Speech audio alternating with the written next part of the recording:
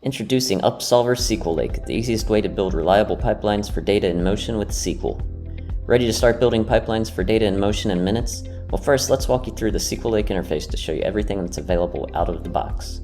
The three fundamental elements of SQL Lake are worksheets, jobs, and clusters. Initially, we can see all our worksheets, which we can easily search, and we can click to filter to private worksheets to see the worksheets with which we've interacted, or the public worksheets we've shared with others. This is a newer environment, so this section is going to look a little empty. If we want to create a new pipeline, SQL Lake has plenty of powerful templates we can use to get started. We're regularly adding to the publicly available templates. We can filter our view of worksheets by worksheet name, creator, status, and even last modified date. Let's go ahead and look at one of our worksheet templates. This one will enable us to pipe data from Amazon S3 to Athena with some transformations and performance optimizations along the way. We can click on the worksheet tags to filter our worksheets. This one seems like a good place to get started, so let's use this template. At the top, the template walks through all the steps included in the worksheet. We can click the question mark to access our SQL Lake documentation.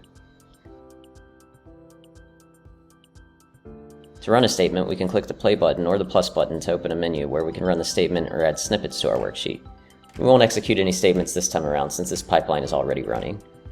There are snippets available for a number of jobs, table functions, and connection commands. As we run our statements and transformations, the left navigation will populate with our connections, databases, jobs, tables, logs, and pretty much everything else we need. When we click on our tables, we can see more details about the schema of the table and the values within the table as they change over time.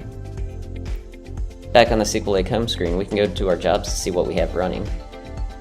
Similar to worksheets, we can filter our jobs by specific characteristics. When we click into a job, we see its status and a number of metrics about how many events are being processed and any errors. A number of charts provide additional information about our job. And we can directly query system tables for additional information, which automatically creates a worksheet full of common queries.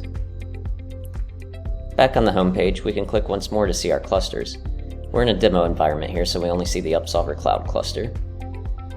We can click into our account, where we'll find everything we need to deploy SQL Lake to our private VPC on AWS, get details on billing and usage, and perform additional admin tasks. Need anything else? The Upsolver team is just a click away. That's SQL Lake, the easiest way to build reliable pipelines for data in motion with SQL in minutes.